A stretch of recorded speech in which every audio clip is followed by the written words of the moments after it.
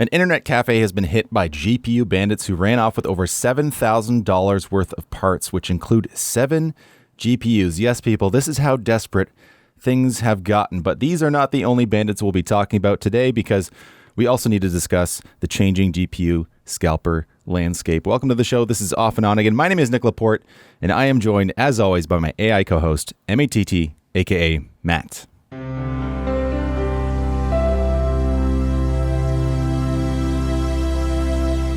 Hey, it's E3. E3, and there's Aren't you nothing. Glad? All nothing of in our the news favorite we're talking games. about. All of our favorite. What are you talking about? All our favorite games are coming out this month. We've got Grand Theft Auto 6, Elder Scrolls 6, Half-Life 3, Star Citizen. They're all coming out. But are they really? No, never. No, never. In fact, some of the games that I'm most excited about are going to be coming out, like 18 months or something away. So it's just teasing. So I don't even want to look at it too much, because it's just like, I'm going to wait till we're closer to that date, because I know once we get to that date, we're going to have to wait even longer like usual. So I just trying to get too excited about it. Have a peek, take a look, see what's there. But I don't want to get myself too hyped up. Then we get a whole nother Cyberpunk situation. Yeah, definitely not going to be pre-ordering too much anytime soon. I think that's probably a good way to go. Yeah, until you forget. Yeah, there usually isn't a very good reason. Sometimes they give you a bunch of benefits or whatever for pre-ordering, but sometimes it's just a bunch of garbage that you don't really need. It's like, oh, you have a purple skin or whatever. Like, yeah. If that's really important to you, then go for it. But,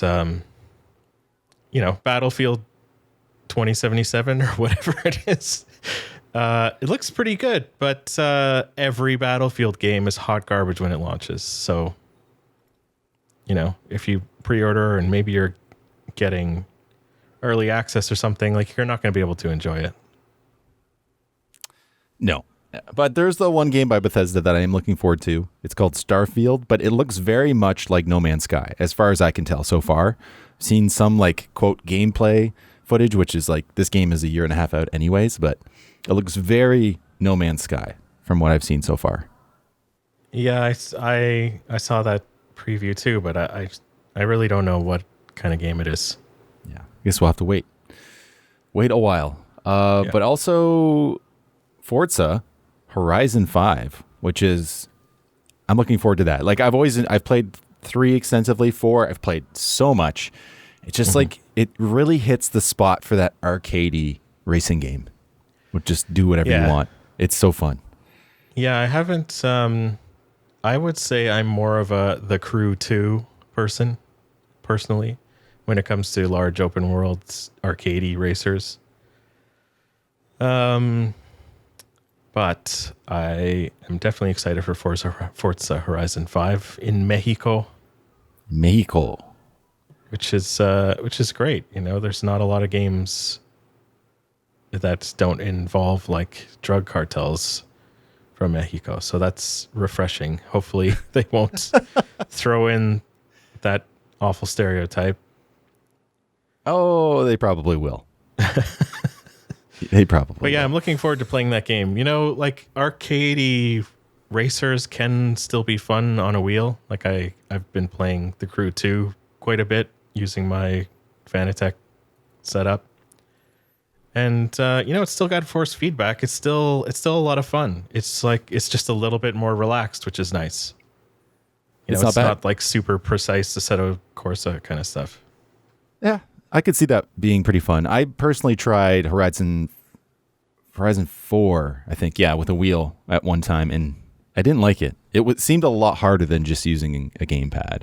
Yeah, I haven't tried that one specifically. The Crew 2 I did, and it's great fun, because it's just you can go for a drive across the United States. Yeah. If you can play it however you want, but you can play it like Euro Truck Simulator if you want. Just go for a long drive.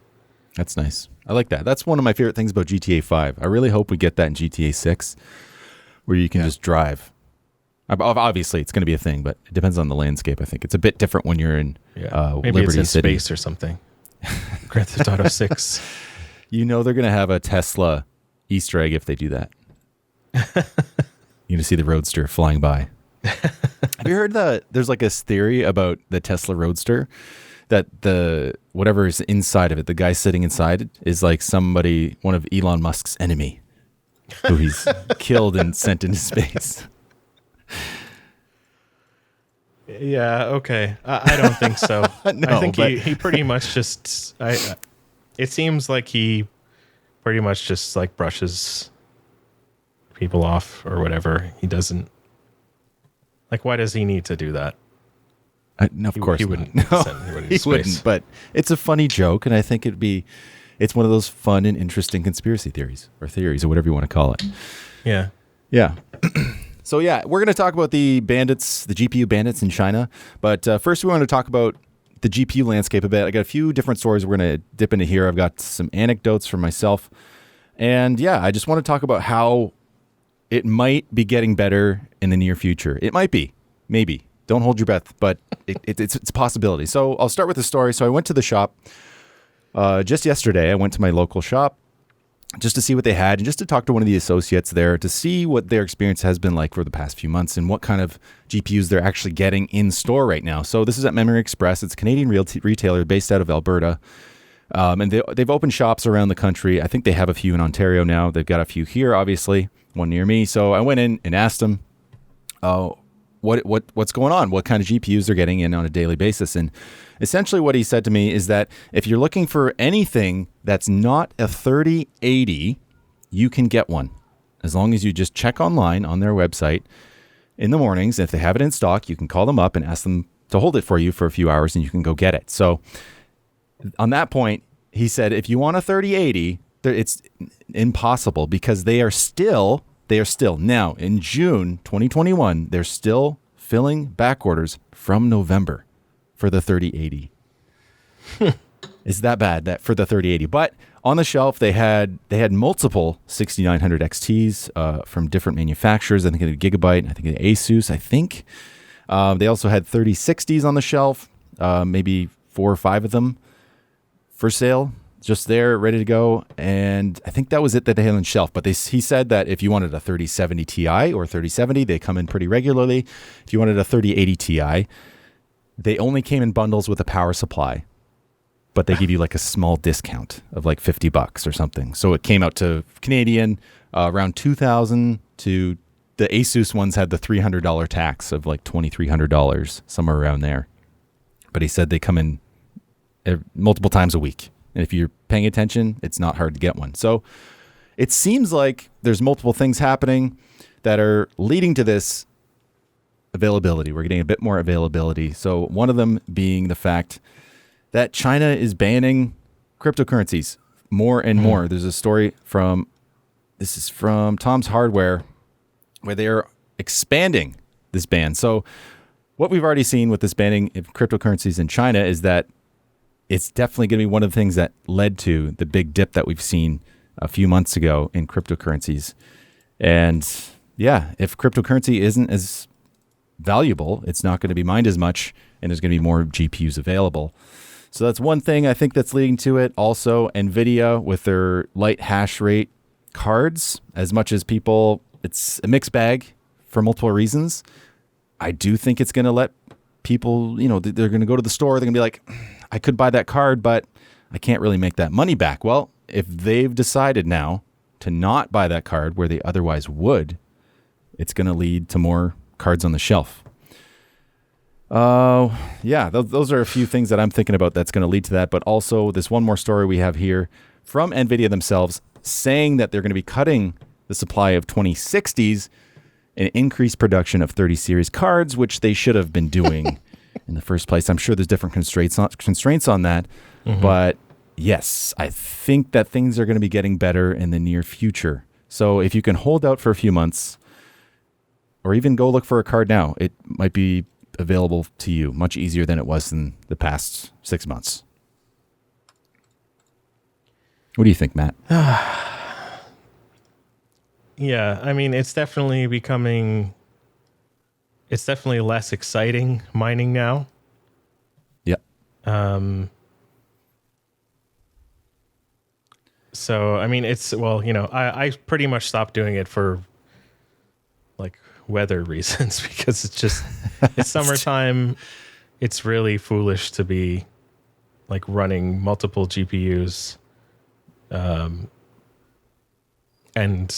running my central air like to combat them. It's just super wasteful, especially considering the value has gone down on Ethereum.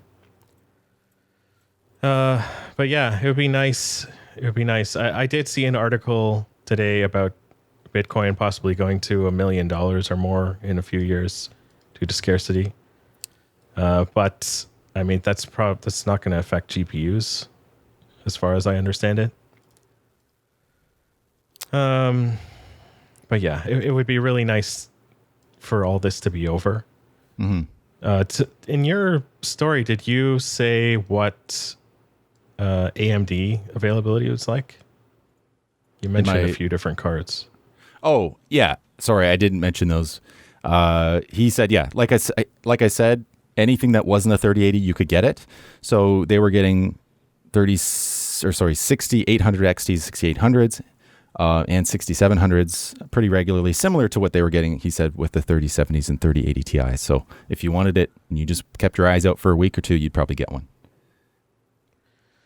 That's cool. Like I said, they had 6900 XTs on the shelf, ready to sell. Yeah, that's good. That's good, though. I mean, yeah. Hey, everybody, you don't need a 3080. There are other options out there.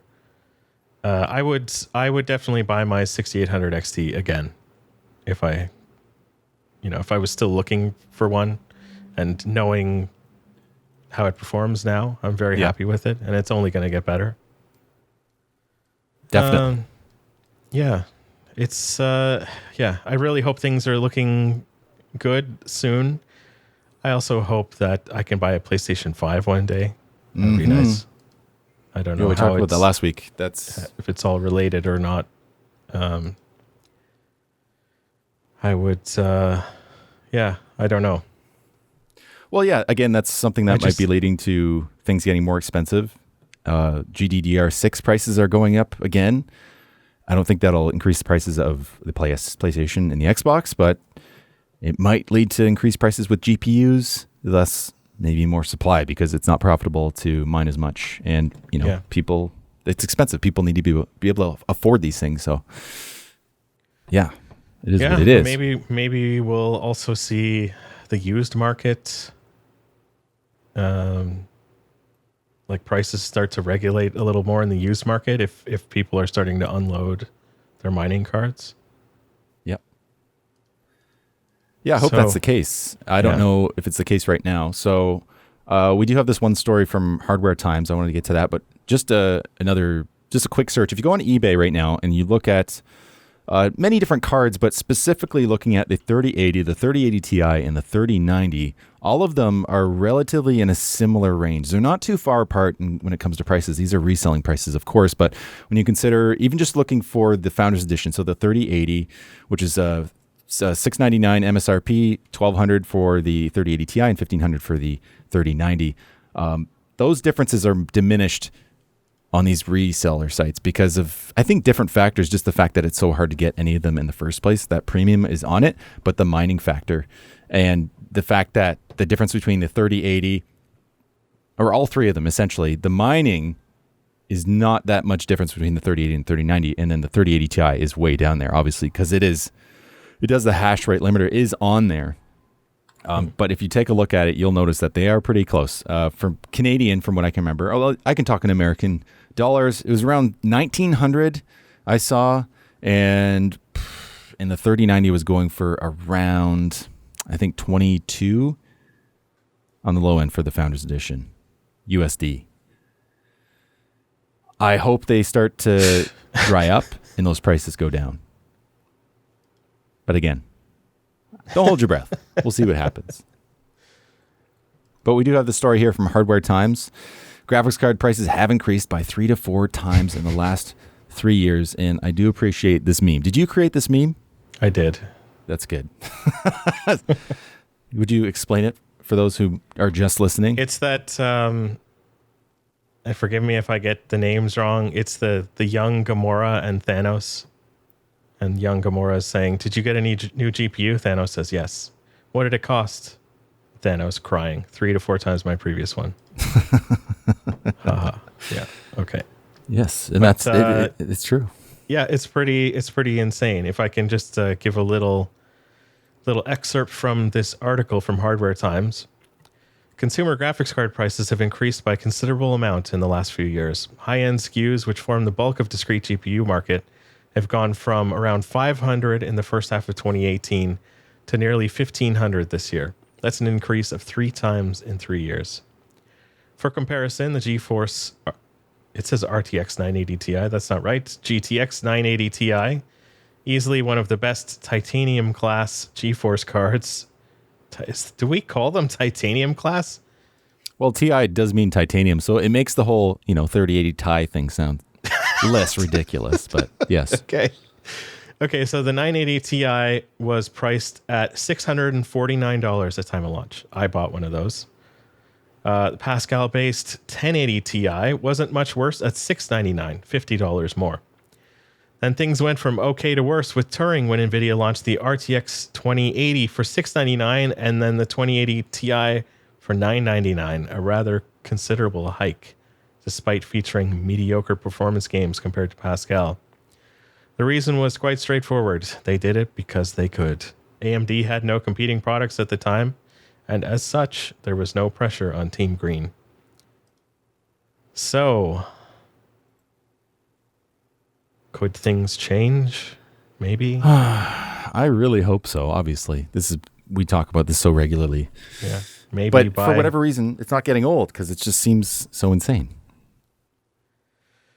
Yeah. It definitely seems like there is a bit of pressure on NVIDIA. They seem to be making some really dumb choices. And just like their strategy just seems completely scatterbrained. Mm-hmm.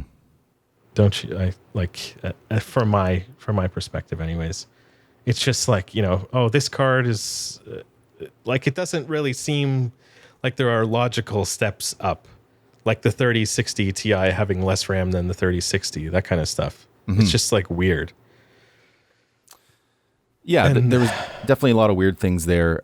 I mean, the weirdest one to me still is the 3070. It's like 8 gigabytes of RAM. I understand it's GDDR6, It's going to be the next generation for what I have. But when I am looking for that, I'm looking at these cards. I'm like, why? I can't buy a card with 8 gigabytes of RAM.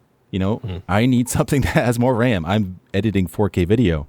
I wish I could buy one. I would buy a 3070 if it had 10 plus gigs of RAM. I don't know why it doesn't. Like, look what's going on with AMD. 16 gigs. So yeah, I think there are 16 gigs right across the top 3 cards, right? The 6800, 6800 XT, and 6900 XT. Yeah. And I think the 6700 XT has 12. So let's see. So it's up there. Yeah. It seems more concrete, seems more streamlined, and it just makes sense. It is confusing on the NVIDIA side. And these prices are crazy. It's scary, and for my own selfish reasons, for the short term, I hope they don't go back down immediately. And I got something to tell you, Matt, and I want your input. Okay. So somebody who listens to the show sent me an email yesterday, and they said that they have and bought a 3080 Ti Founders Edition from Best Buy, and they're willing to sell it to me, essentially for MSRP plus shipping. What is MSRP? Well, it's $1,200, right? It's the Founders Edition card. American. So it's going to be just over $1,500 Canadian, essentially, if I buy it from them. They're located in the U.S.? Yeah. So you're going to also have to pay duty and probably taxes duties, and brokerage. Yeah. So there's that. Yeah. I mean, that's nice of this person to offer, but ask yourself if you really need a 3080 Ti. It's up there. Like, it's one of those things. Like, when I do need a graphics card with more RAM. That is absolutely true when I'm editing this frickin' podcast. I can't press play and press fast forward without having it just start freezing up, and I can't edit it properly with the multicam. Stuff like that. And there are things like I would want something more powerful. It's just there's so many factors, so it's a tough call. Like I feel like I'd be happy with something like a 6800 XT, but then when I look at the performance, when it comes to Adobe, NVIDIA wins by a reasonable margin. So it's a tough call. So I don't know. I'm between a rock and a hard place. But knowing myself, I'll probably go ahead and do it. So he's not giving me much time to make that decision. So we'll see. I'll let you know next week or the next podcast. By the way, next week we won't be recording, but we'll be back the week after. Glad I remember that just now. But yeah. So what do you think, Matt? Is that a yay or nay? Considering not long ago a 3080, could be bought here for something like $1,300 to $1,400. It's not a crazy jump in my opinion. I would ask, what is a 6800 XT going for? Or even a 6900 XT? Yeah, that's a good point. If it's considerably... I'm sure you have an AMD CPU as well. Yep. There might be some benefits to going all Team Red. Yeah. I don't know. I don't think I can really help you out. I've sort of...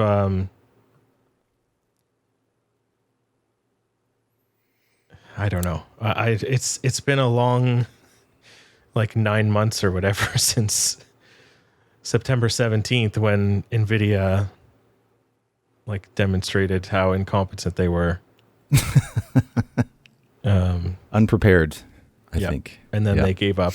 And then they insisted that they were gamers, but then they released all this crypto mining stuff. And the tie thing, come on, buddy. And also they were, I don't know if you saw their Computex stream, the one where they released the 3080 Ti. But yeah, they're saying all these stats about whatever, I can't remember the numbers, but 70% of Generation Z are gamers. It's okay. I guess that's who you're marketing to.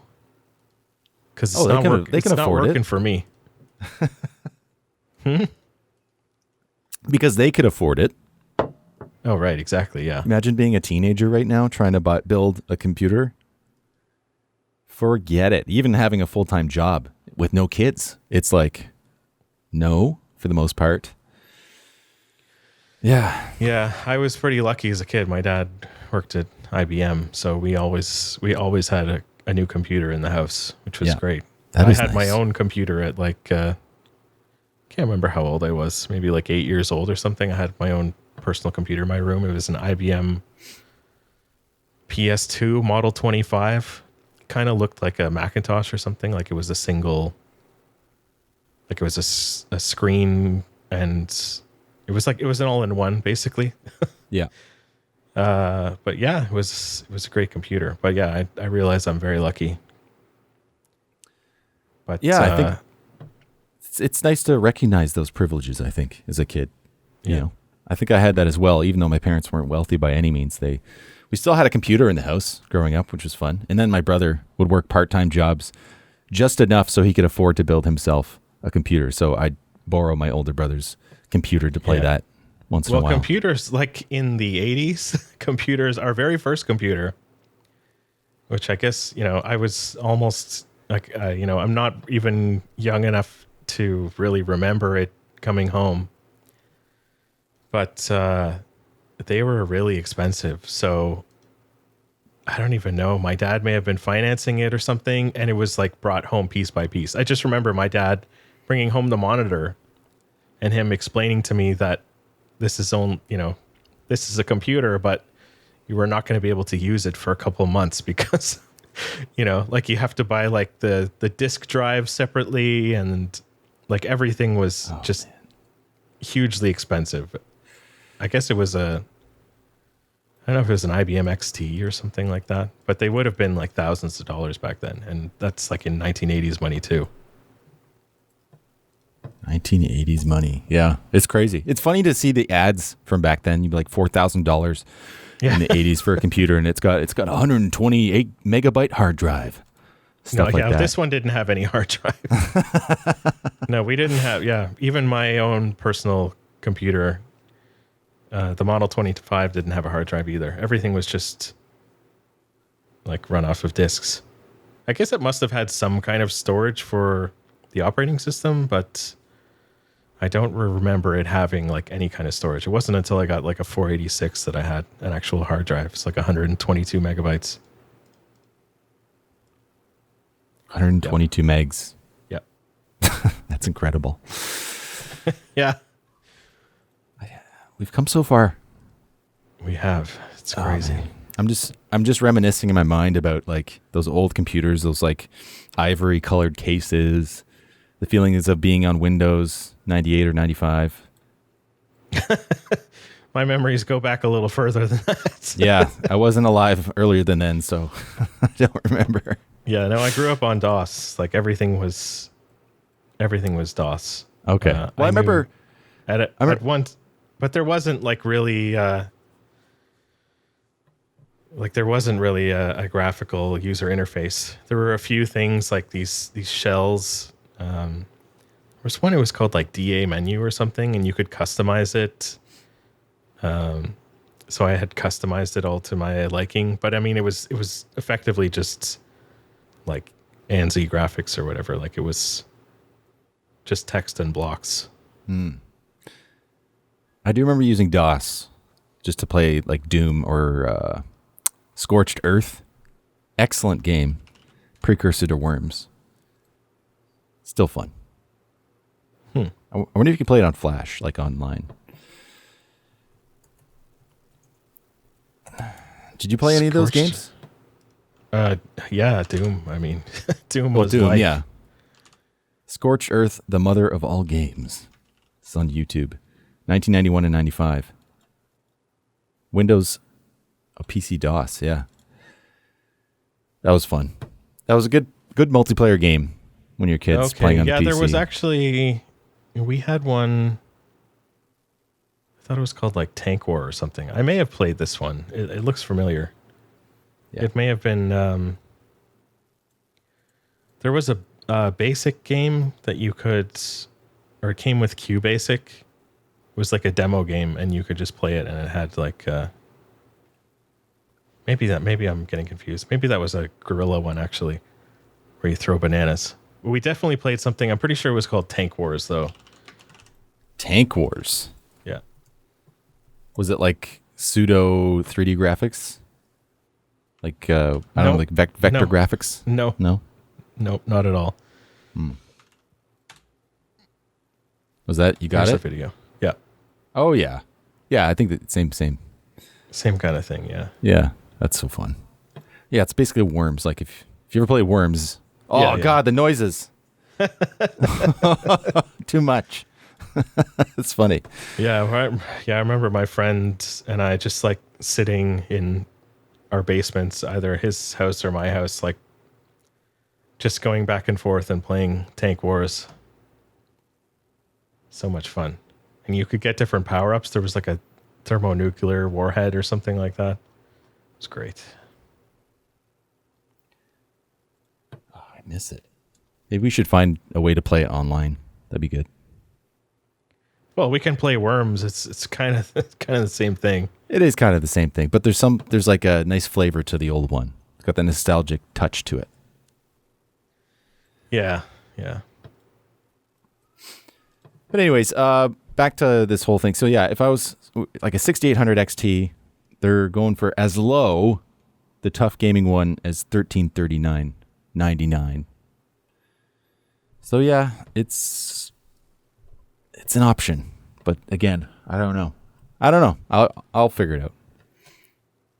My heart will decide at some point. My wallet will have to take the pain. Yeah. Well, I'm very happy.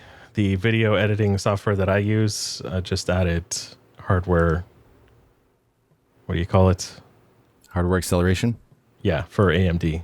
Okay, so you were using it with CPU Only? Yeah. Oh, that's painful. We're only making short videos, but I mean, it's nice that it's now like 10 seconds instead of a minute. To render it? Yeah. Oh, that's really fast. Yeah. Yeah. That's awesome, though. But yeah, they're not, I'm not doing like 8K videos. They're like 2-minute long videos, and the resolution's pretty low. That's fair. Yeah. I think my graphical needs are a bit higher than most people, and that's on me. I shouldn't have done that, I think. I overstepped. Hopefully that'll lead to some longevity, though. I don't have to worry about it for the near future. Well, there's always going to be some guy who's like, how come your videos aren't 16K? I know. It's true. I've gotten those messages when it's like 1080p. It's like, why isn't this 4K? It's like, I just rendered it in 1080p. I'm sorry. It is what it is. But yeah. I doubt many people watch YouTube in 4K. The majority of people are watching it on their phones, and most people don't have a 4K screen on their phone. Some people do, but I mean, even if you did, it's not like you're going to see the difference between even, you know, they don't typically have like 1080p phones, but like something like that and a 4K screen, you're not going to really notice the difference. Yeah, my new iPad Pro, I'm not exactly sure what the resolution is. Let me see here. But I do have the 4K option when watching YouTube on some videos. Well, I mean, obviously videos that are 4K. What is the resolution? 2732 by 2048. I don't even know. What is 4K? I don't even know. Isn't it 2160 by 3840, I think. 3840 by 2160. Yeah, that's it. Yeah, so it's not even... Is this the right version? Yeah, that's the right one. Yeah, it's not even 4K, but I don't know. I still don't think YouTube looks good at all. Can I just say that? No, like, you're right. Even when I am watching videos, like, you know, on my computer, when I watch a video at 1440p, like, I'm never like, wow, this looks great. I'm always like, is it turned up all the way? I think it's good enough for the most part. When you turn it up to 1440p, it looks fine to me. But yeah, it doesn't compare to uncompressed video you get from like a 4K Blu-ray. That's just like, boom. Yeah. It's mind-blowing sometimes. I remember the first time we got a Blu-ray player in an HD TV, and it was like, what? We can see the TV. Like, imagine going back to DVDs now. Like, wow. Yeah, I have actually. I've watched a few. There's some of my favorite movies I have on DVD, like Screwed. This movie, Screwed. It's with Norm Macdonald, Dave Chappelle, Danny DeVito. I've watched it over 100 times, but I don't even know if it came out on Blu-ray. But yeah, I recently watched it on DVD, and it's kind of like, oof, it's rough. Kind of rough. Yeah. But yeah, even like some streaming services like Disney Plus, like I don't even remember how long ago it was, like a long time ago, I guess. I was at my parents' place, and they had like a 50-inch 1080p TV, and it was working for them for a long time until the backlight died, and it was kind of like my dad was really looking for any excuse to not fix it and to get a new TV. So I did a lot of research for them and found one that fits their use case. Needed one with like a good viewing angle, just the way their living room is set up. But I think it's an LG like 4K, like high refresh rate TV. Like it's really amazing. I went there and I put The Mandalorian on Disney Plus, and I was just like, wow, like it looks so much better than I'm used to seeing it. It's like unreal almost, like just looks so good. How big is the TV? 65, I think. Wow. That's a big TV. Yeah. I can't even fathom it.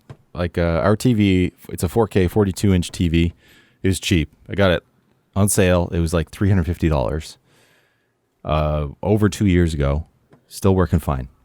I'm not a crazy TV person, you know, like some of my friends are. My brother loves TVs, always has like a really nice TV. But when you go to the store, you're at Best Buy and you look at these TVs, these big TVs, they're massive, but they don't look as big as when you actually put it inside the house. And sometimes these ones, like a 65-inch one, is just like, mass. That's a big TV. It's got to be like, what's the biggest TV you can buy? Can you get above that? Well, they've like got normal that Samsung size? The Wall thing where you just buy a chunk and you build the TV out of these panels. What? I'd never. I think it's Samsung. Samsung The Wall. Yeah. Oh, wow. Yeah, so it's all these micro LED displays, and they're just like these squares of, I don't know, maybe a foot by a foot or something like that.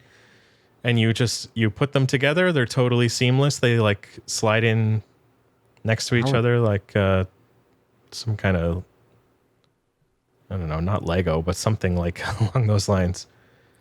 How are they that seamless? Yeah, so That's you can cool. build a TV as big as you want.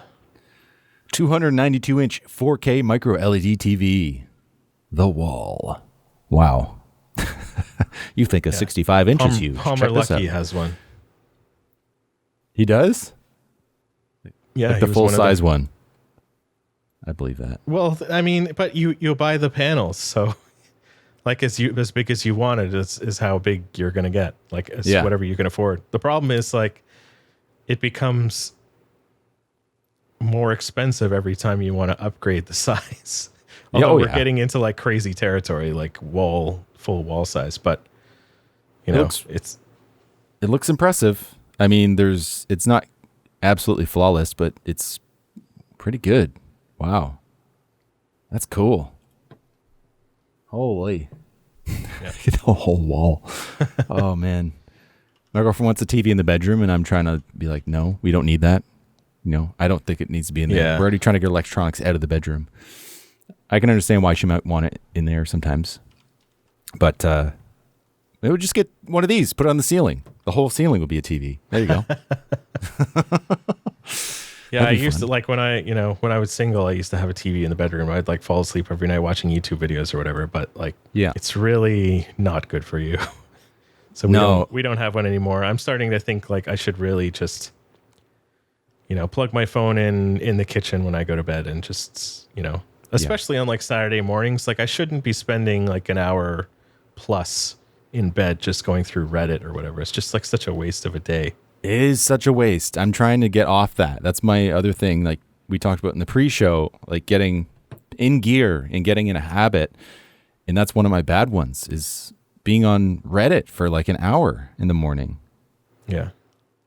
Because it's just, it's endless. You know, you laugh at people on TikTok. It's not any different. You think you're more intelligent, on Reddit where we have conversations. It's the same. Like it's just fast food for the most part for your brain. Yeah. Best Buy has a 98-inch 8K TV. It's $100,000. $100,000? Yeah. Wow. Yeah. That's okay. nice. The next one down, there's a Sony Bravia 100-inch 4K, $26,000.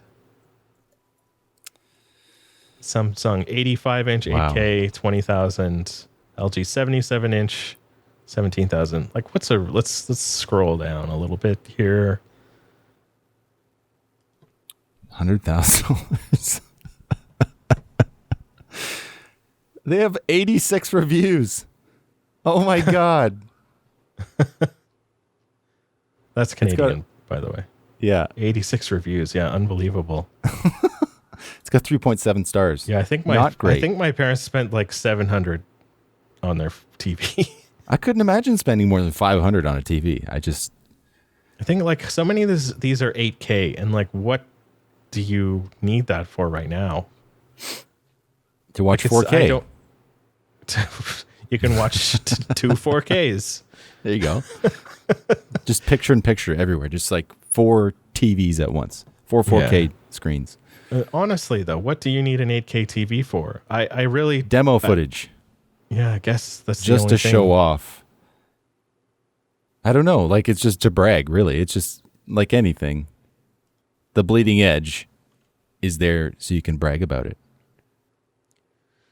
That is a big ass TV. If you need a TV that big, they got it. There it is. Yeah. Anyway, hey, let's get to our first story that we mentioned at the beginning of this podcast. I think we're like 40 minutes in already. So, from Tom's Hardware, thieves hit internet cafe and make off with GPU stash. So this happened in China, where a guy went in to just use the internet cafe as you would. And essentially he had an accomplice come in and distract the store owner while this guy got away with 6 whole GPUs and other parts, totaling $7,812 US equivalents. At least it was over 50,000 won. So these were so those were like what, 960s or something, 950s. Their market value. Sure, yeah, they could very well be those cards because GPU are the new gold. GPUs are the new gold. It's not water. Water was going to be the new gold. It's not. It's GPUs. That's what it's all about. So it's unfortunate. This man did not check to see under this guy's mask to check his identity because he was supposed to show his identity when he was there. So the thieves did get away with this. This is crazy. It's crazy. And now I'm just mad that I didn't think about it first. Now all the shops are just going to be looking out for this type of thing. But then again, I don't know if there's actually any internet cafes in my city. Not that I know of. Yeah. They're definitely not very popular. Like, I remember they became somewhat popular. They started popping up here and there, over 10 years ago, maybe around 2005, around that time. But they just didn't stick around. I don't see the appeal. I mean, they were big in the 90s when like we didn't have phones with internet connections and all that kind of stuff. They were a little bit big. I remember for a time, I guess when I was in like 2005, maybe, I remember there was a bunch, like I used to live near Koreatown on Bloor in Toronto, and there were quite a few, like they weren't really internet cafes though. They were mostly like go there with all your buds to play Counter-Strike or something like that. Those kinds of things. Yeah. Now, in my town, definitely, I don't think we have any internet cafes, but we do have a sim racing shop, which has like 8 or 10 like setups in there they probably rent them out for parties or do, sim racing tournaments or what have you. There are some of those like kind of like video game bar sort of things, though I don't know how if there was one down the street from me. I don't know if it's survived pandemic, unfortunately. Yeah, there's one near me as well. I think VR arcades are also a thing. There's one here in town. It's been open for years now. I've been a couple times. It's fun. I've never done a VR arcade thing. Not since like 1991. Yeah, I mean, we have that experience at home. We have a VR kit. They have Vives there. But what I think it lends to is going with friends. You can go with, 10 people and play multiplayer games together in VR, and it's a lot of fun. But then again, putting someone else's VR headset on is not pleasant. I don't even like putting mine on people because I'm just like, this is gross. Like, you don't want to put this on your face. But to think about putting one on that hundreds of other people have worn, and they've handily wiped it down with a tiny little sheet of supposed to be disinfectant cloth. Who knows? But it's kind of gross. It's just like lemon water or something. I'm interested in those like fully immersive, fully wireless, like team based. Like there was a Ghostbusters one, I guess. Maybe there's a Star Wars one. I can't remember. There's like a chain of VR arcades. Do you remember what they're called? Like the brand? Yeah. Is it Evolve? Doesn't ring a bell. No, I can't remember it. I know what you're talking about, though. Yeah. But the thing, like, my parents live near Niagara Falls, and there's like this, it's this sort of Las Vegas carnival kind of atmosphere there. So there's like there's a couple casinos. There's a ton of arcades and fun houses and stuff like that. And there's a few different VR things, but you go there and I just like take a peek in and I just look at the operator. I'm like, oh, Robo Recall. He's like, yep. Yeah. I'm like, yeah, okay. I have that at home. Like it's not, there's nothing to, a lot of them, it's not that exciting. Cause like I have a Vive and a Rift. Yeah. So it would need to be like that next level experience for me to really be interested. But still, I'm also kind of like, it's sort of gross. I mean, you get there's no way to do VR and not get very intimate with the equipment. It's all over you. Like all over. And especially with these ones, you're basically wearing a whole computer on you. I'm pretty sure the backpack's like a gaming laptop. The one in town here is called Zero Latency. I don't know if they're a widespread organization or it's just like a single shop, but it's I'm interested in trying it. It's like the whole experience. I don't know how big their space is. It's not a warehouse. It's like in a mall. But I am curious to check it out. There's a VR place in Vaughan Mills Mall, which is a gigantic mall, sort of close to me. But same thing, like, just seems so gross. Yeah. It's a bit nasty. Yeah, so if you're someone who owns an internet cafe, maybe a VR arcade, something like that, just be wary of bandits who might be coming in to steal these graphics cards and trying to resell them online because we know they're getting a pretty penny.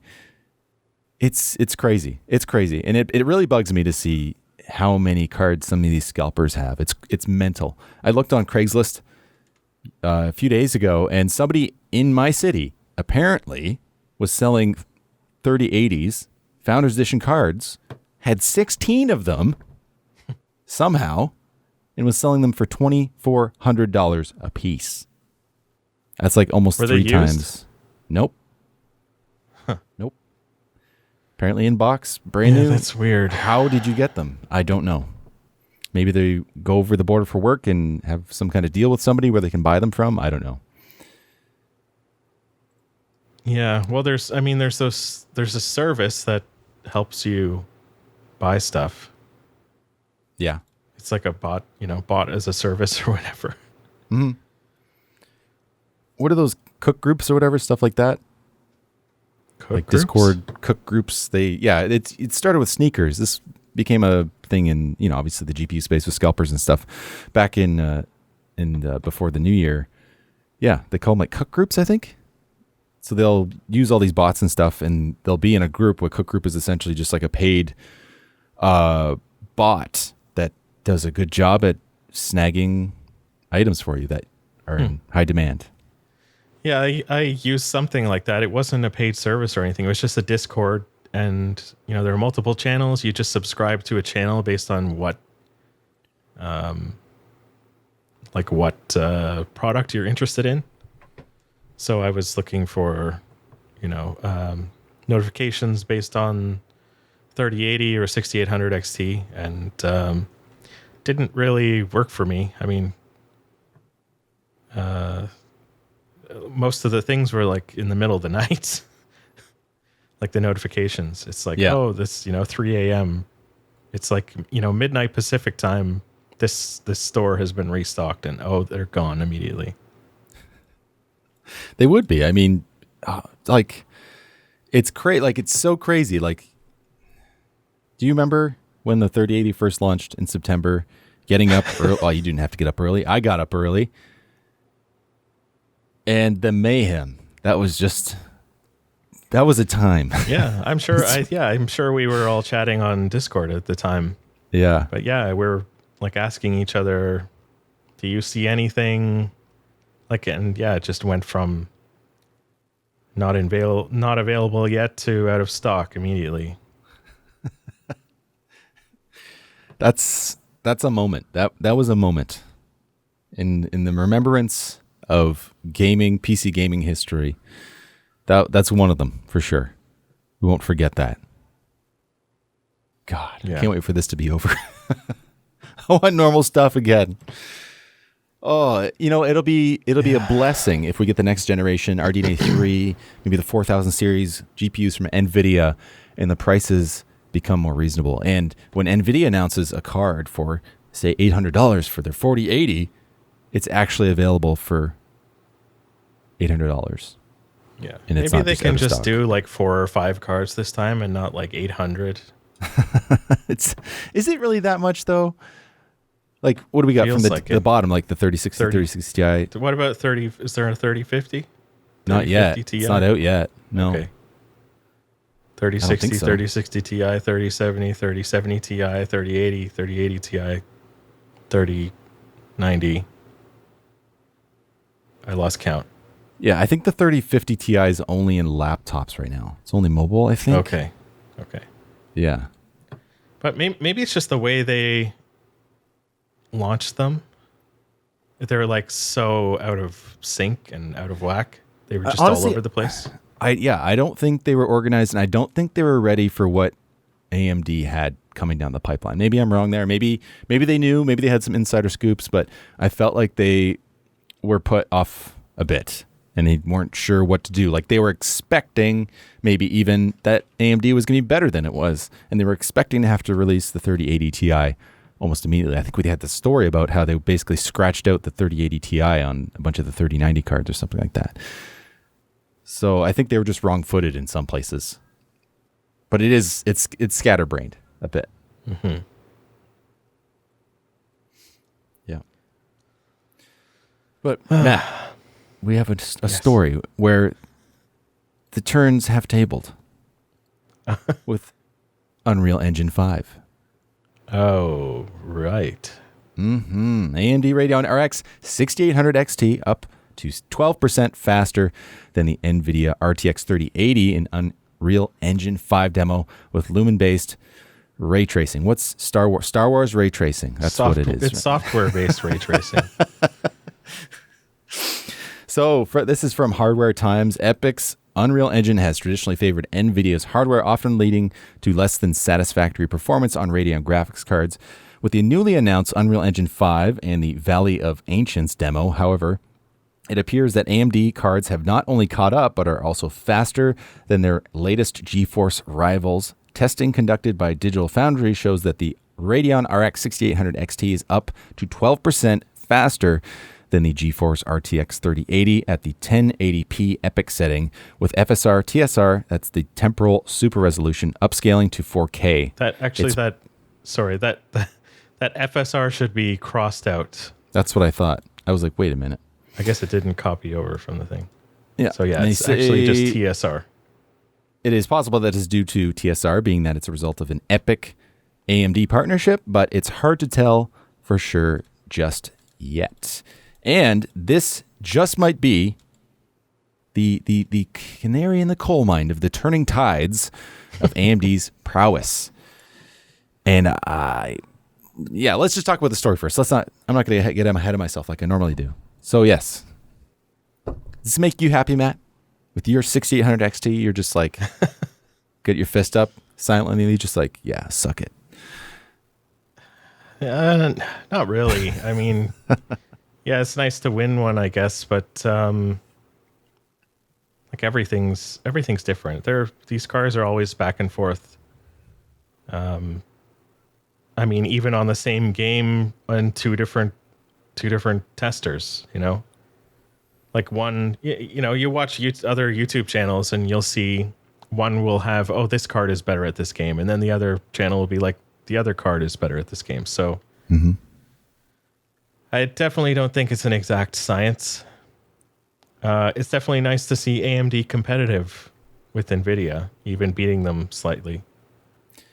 It's not like, those early numbers where NVIDIA's like, check out Minecraft with DLSS. It gets 8,000 FPS, whereas, the the previous generation AMD card gets no FPS. Like it's now it's like seems like a little more level, which is great. I mean, competition is good. It's hopefully going to.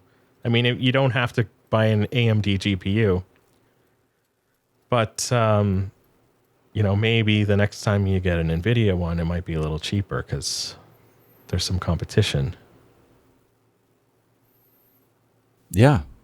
But and like you said, this is just good to see AMD is competitive. And I'm already taking it for granted, like it's already given to me, and I've already kind of forgotten the fact that this is not what it's been for quite a while. So it makes me happy to see this.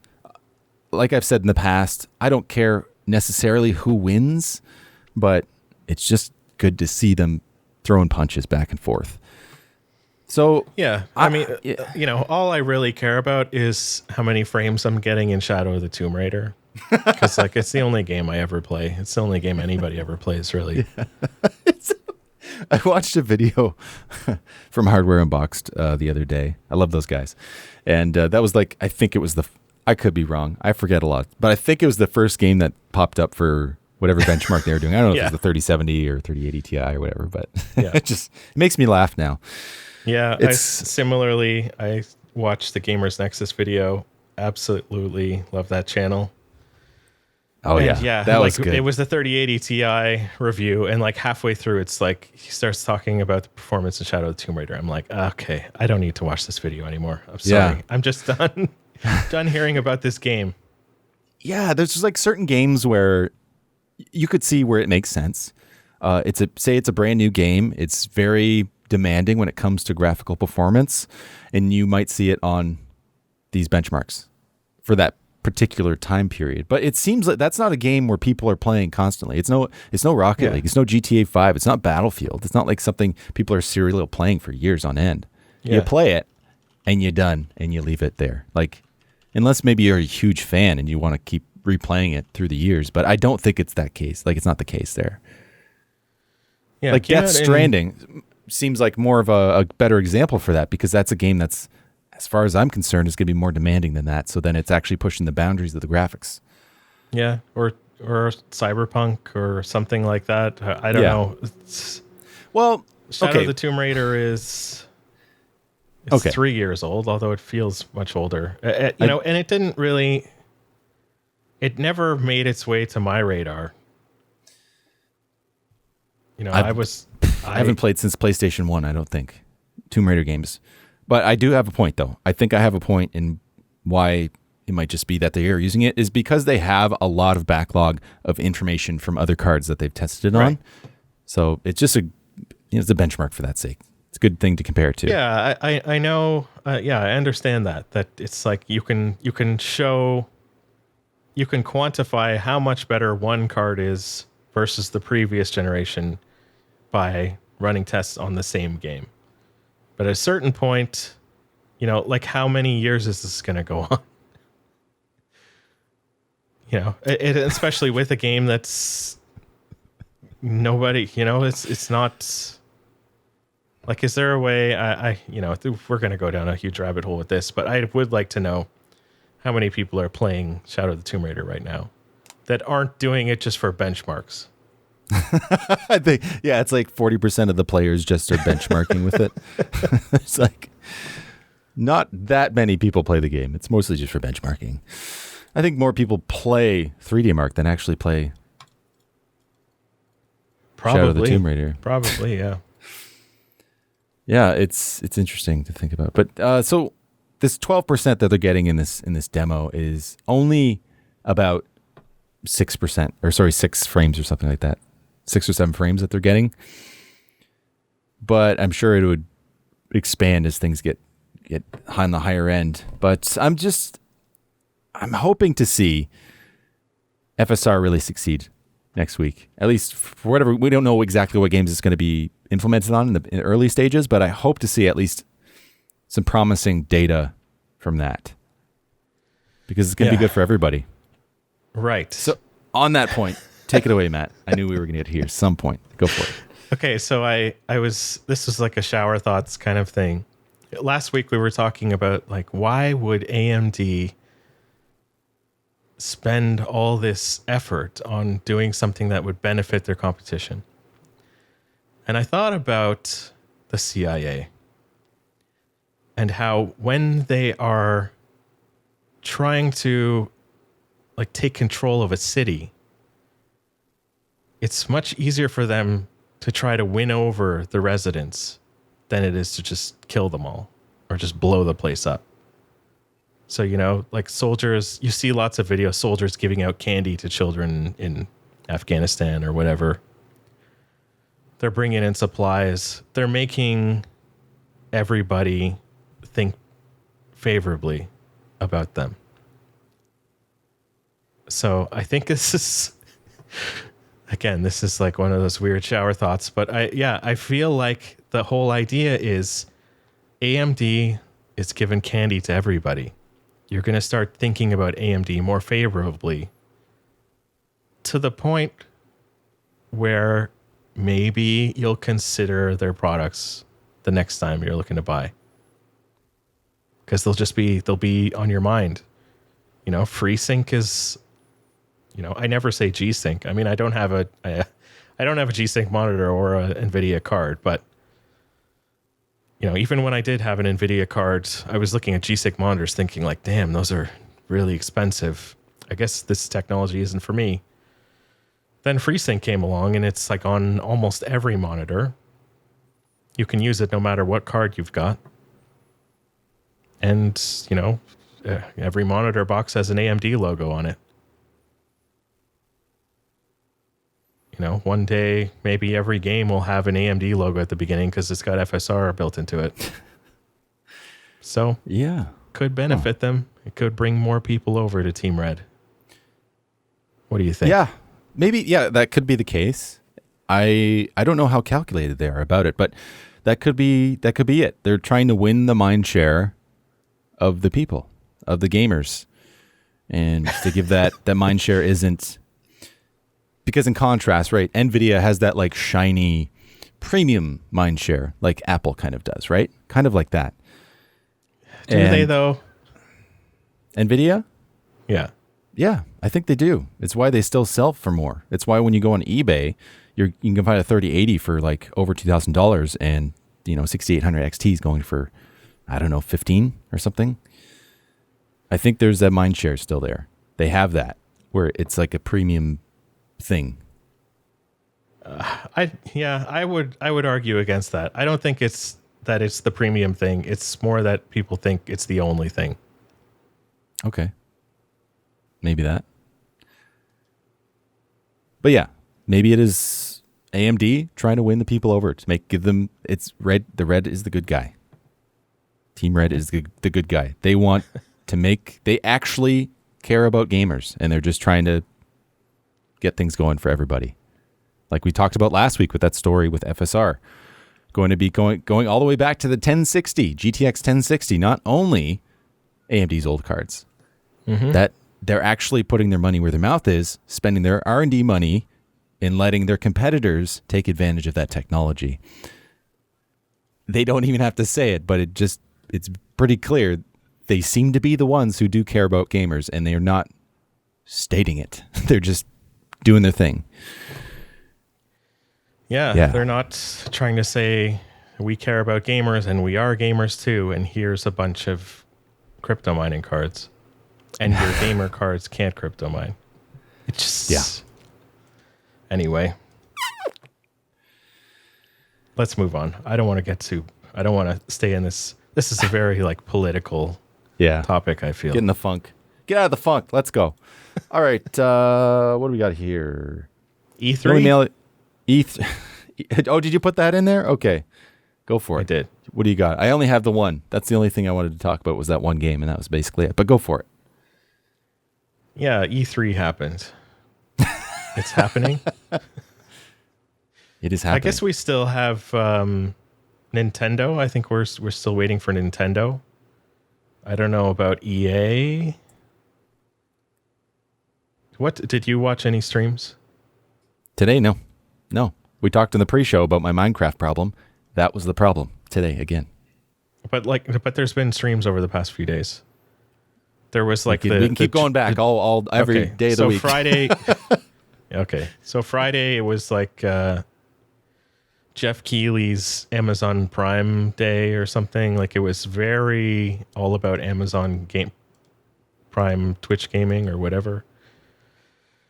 And nothing really stood out.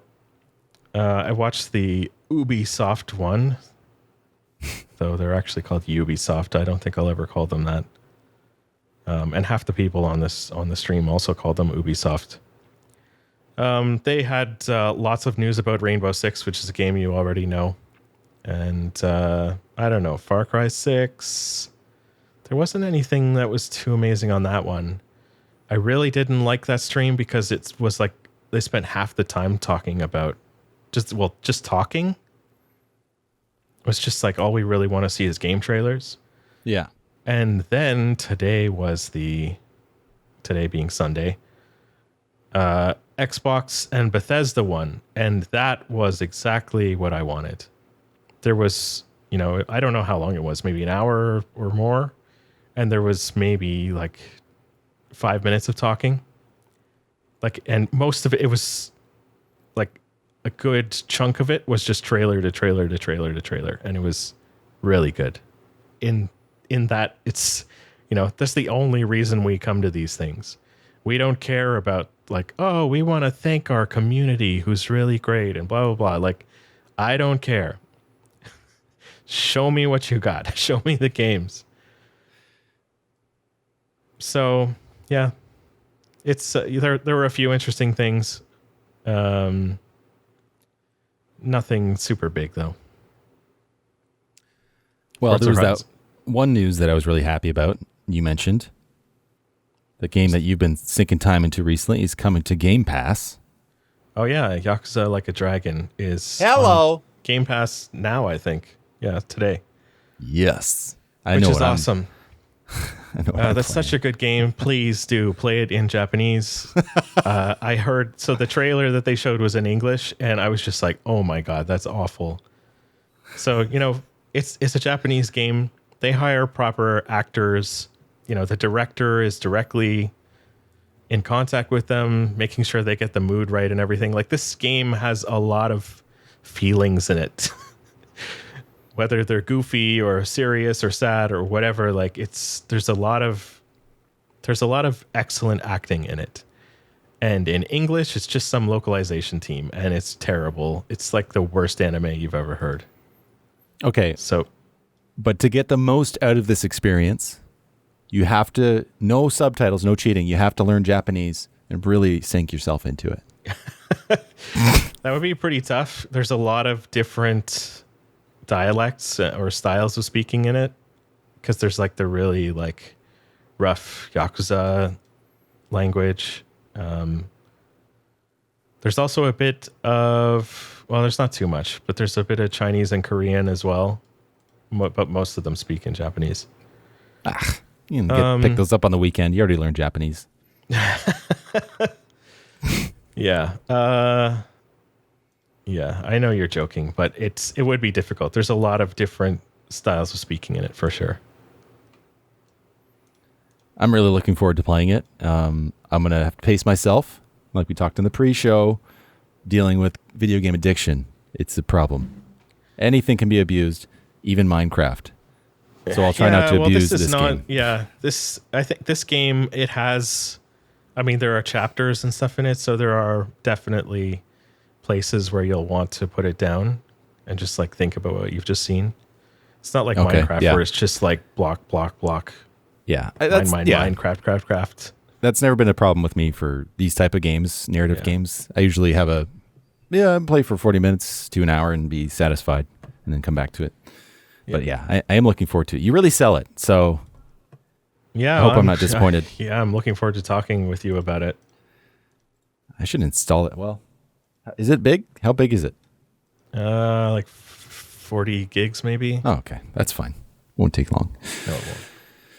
Oh, so we already talked about Starfield.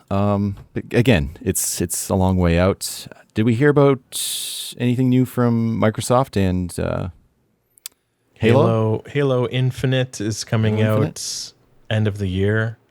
Mm-hmm. Forza Horizon 5 is November. Sad not to hear anything more about Forza Motorsport, which they dropped the number, no 8. They were very clear on that, no 8.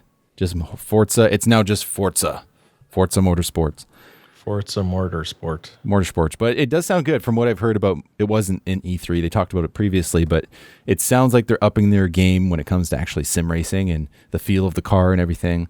So I'm excited to try it. I hope so. I hope with Forza Horizon 5 they also tweak it a bit. Like make it just a little tighter. Yeah. Maybe some too. Like I don't know that they don't have this, but it would be nice if there's some FOV sliders and stuff like that. Oh yeah. That's a big one.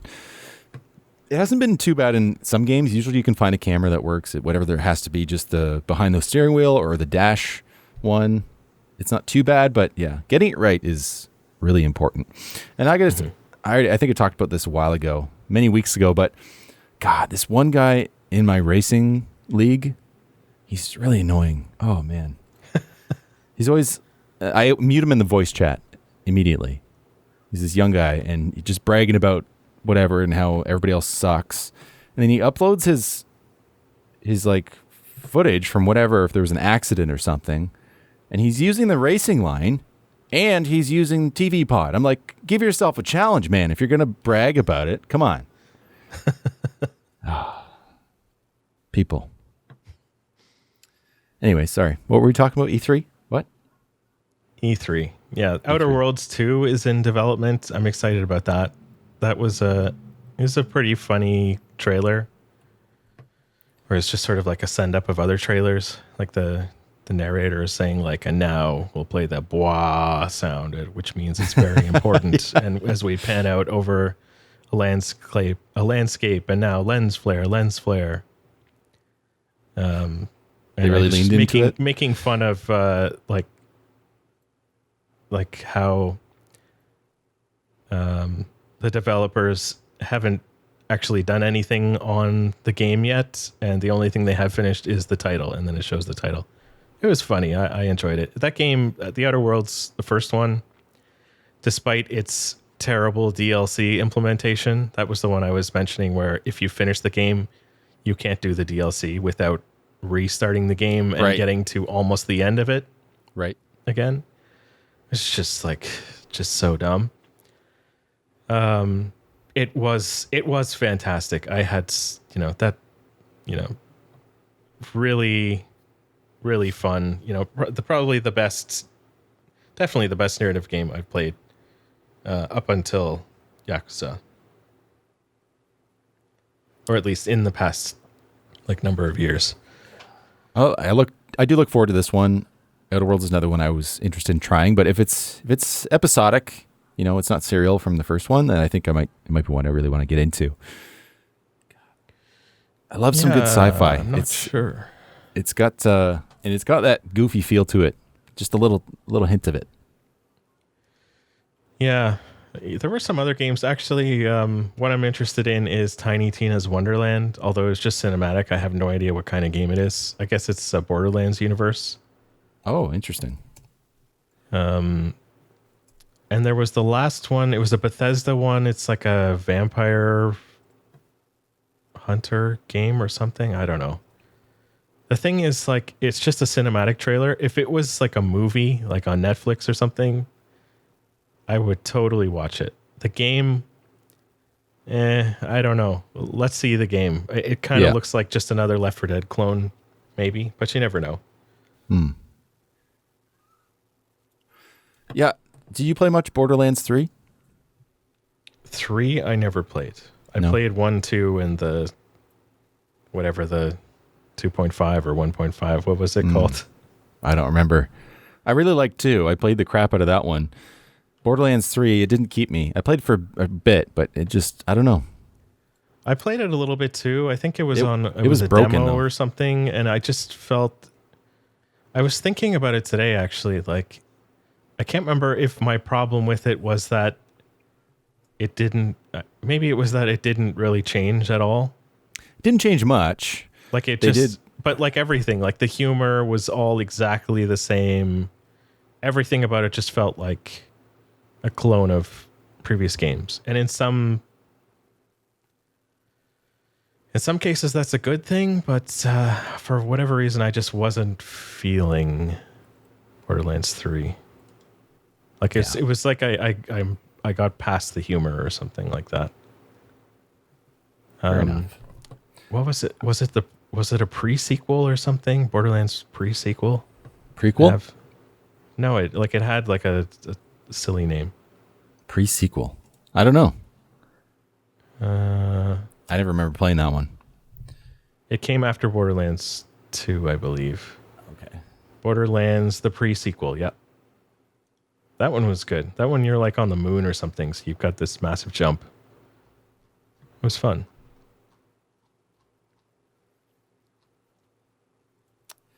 It's definitely not one I'm going to claw back and go to, I don't think. Yeah. It's like a one and done experience was like the older Borderlands. Yeah. I played through 1, 2 and the pre-sequel with the same group of people.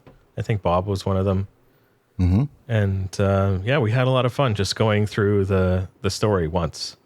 But Bob, like he played that game like that was his like every night kind of game, like doing, I don't know what you do, like vault runs or something like that. But yeah, the end game didn't really grab me. Mm-mm. A lot of games, end game just does not keep me. Yeah. The Division. Yeah, that one for sure. Well, that was just reeked with hackers. It was terrible. But before that, it was a lot of fun. I did enjoy that a lot. But yeah, we got a story here from, where's this from? Oh, we got two of them. From The Verge or WCCF Tech about Elon Musk and him demoing Cyberpunk 2077 on the new Tesla infotainment system with PS5 level performance. So if you can't get a graphics card to build a PC, just buy a Tesla. That's all you need, right? Those are available. I know the chip shortages are affecting cars as well, especially Teslas. But the RDNA2 architecture is inside these machines. So you can actually play it. So they had a stream just what was it, a few days ago, wasn't it? What day was it? Was it on the 11th? I don't know, maybe Thursday night, something like that. I think it was Thursday night. Yeah, Thursday night. And you can play, like I said, with PS5 level performance, Cyberpunk 2077 on your Tesla, which is fantastic. You know, they were already maybe not the first ones, but definitely leading the way when it came to having quirks in your car, being able to play different games, even if it was checkers or something like that. But playing modern video games in a car is going to be the standard. They even have a Tesla controller. Oh my God. Yeah, what really bothers me is that Verge article calls it an Xbox controller. What? Like, it's not even close. Not even close to an Xbox controller. It's a Tesla branded Xbox controller, according to The Verge. But that's like, that's like mom level of understanding of video game stuff. Yeah. So this was for their Plaid Model S, right? Was it just that one? Yes. Oh. It's just for the Plaid. So the Plaid, these are Canadian prices. The regular Model S is $115,000 about. And the Plaid is about $170,000. Wow. That's an expensive car. It's also the fastest production car. That's fair. The badge, it's a love or hate thing. I do like the badge, the Plaid badge. I appreciate it. As a Spaceballs fan myself, I like it. Oh, I haven't seen it actually. Wait, you haven't seen Spaceballs? No, I own that on VHS. I haven't seen the Plaid badge. Oh, really? Yeah, it's a Plaid badge. What more do you want? Yeah. I don't know if you can find it, but a lot of people don't like it. Suffice to say. But so Side note here, I was walking down the street. Okay. Yeah, No, yeah. it's controversial. It's a love or hate thing. It's something. It's interesting. I don't like. When would From- you ever see this? This is From afar, it looks like garbage, though. yeah, but when would you ever see this? Like, would you ever think that a car manufacturer would do something like literally meme their car? Like, has anybody else done this? I don't think so. He's such a quirky dude. Like their imagination is going in reverse. Like, look at Acura. They used to have the Integra and the Legend and all these other things, and now it's just so like it's the Acura ABC, and this is the DEF, and this is the TLX, and this is the RSX. Like they gave up. Nobody has any imagination anymore. You would might say they don't have any more integrity. Yeah. Okay. Sorry. Okay, but you gotta admit the Acura / Honda, that Halo car. I can't. What's the name? Jeez, it slipped. I should not forget this. NSX. Yeah. Yeah, that one is nice. I really like that. Yeah. It's different, and I like that. I liked the 90s one. I really like the 90s one. I would, if you gave me an option, I would take the new one, sell it, buy the 90s one, and then have extra cash left over. But on the track, I'm taking that new one. Damn, it is fast. It looks too like Audi-ish to me. Yeah, I get that. With the headlights, has those like sequential, like Just the whole shape of it kind of reminds me Yeah. of one of those like higher end Audis. Like Tony Stark pulls up in that. like an R8. I don't really know Audis. They're a horrible company. Dieselgate. It does look. Why? Dieselgate. Wasn't that VW? They're the same company. Oh, I didn't know that. Yeah, Volkswagen Group. Today I learned. But yeah, anyways, Haven't you noticed like the similarity like between some like a Passat and like there's another Audi. I don't know the Audi It's finally clicking. names, but the cars are pretty much the same. Like I had a friend with an Audi, and all my friends made fun of him for having a Passat. They'd always be like, "Hey Ben, nice Passat." I don't know though. They put some nice engines in those cars. I saw an Audi A5 ripping down the street yesterday, and it went and it sounded good. Yeah. Anyways, well, I don't know. I wanted to say when I was walking down the street, this $170,000 car. The cars I saw yesterday. You just walk down all these dealerships down here. They have Ferrari, Aston Martin, Audi, McLaren, and they got the price tags right there. And we're talking like close to $500,000 for a lot of these cars. It's insane. It's crazy. Like it would take me half a decade to even make that much money working full time.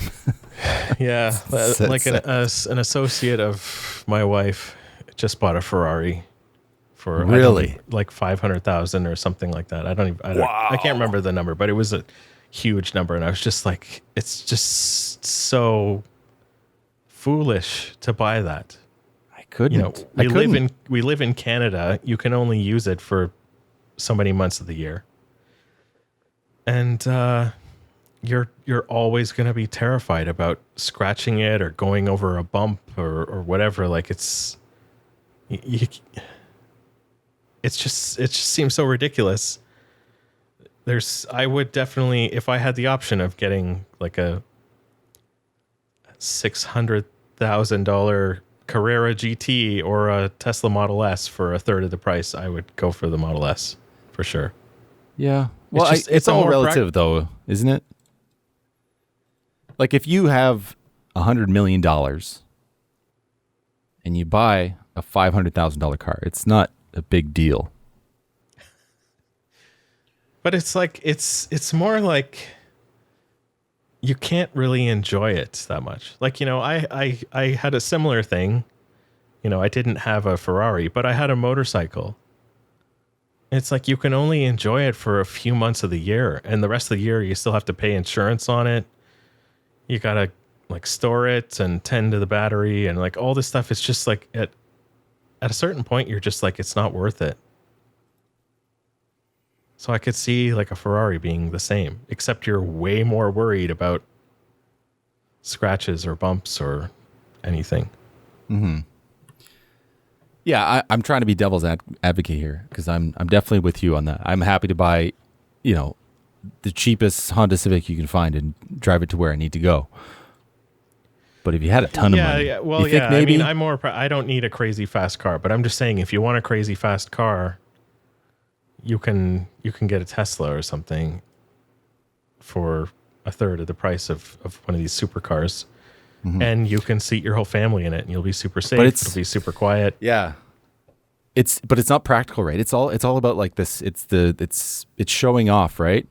It's about being loud. It's about being like, look at this, check this out. Like we talked about this before. Like Doug DeMuro, he's a car reviewer on YouTube, and he goes through the quirks of the car to see all these different little things. Oh, it's got a leather strap to pull open this one little compartment here. Little things like that. All those little embellishments is what really goes into this car, this handmade feel to this car. And I think that's what it is, right? It's about having that painting in your house where it's, worth a couple $1 million, but you have it. It's the only one and you have it. Having that car.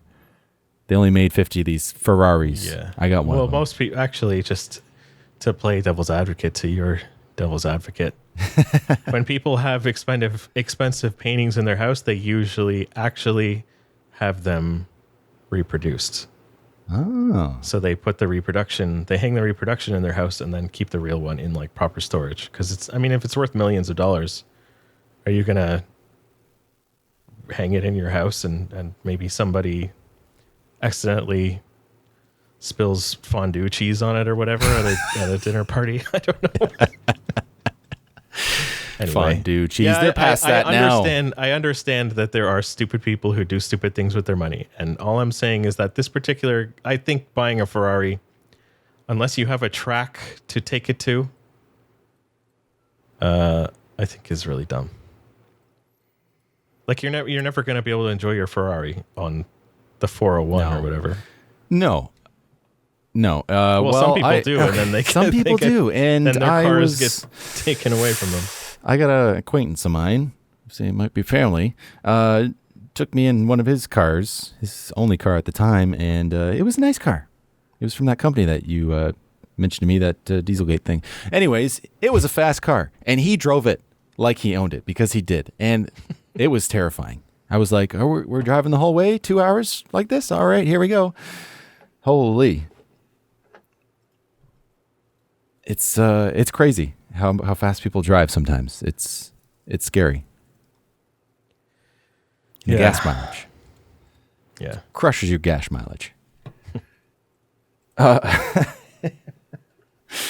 So, should we call the show there? Because I do want to talk about this Bop It Minecraft controller. But we'll save that for the after show because it's junk news. So, yeah. Anyways, thanks for watching, everybody. If you want to listen to the extended show, you can go over to the Tech Illiterate Patreon. You can join us there to get the ad-free or the extended podcast, along with a few other goodies. So rate us on Apple or wherever you like to listen to us. We really appreciate it. Leave us a like on YouTube if you're watching on YouTube. With that, this has been Off and On again. My name is Nick. We'll see you next time.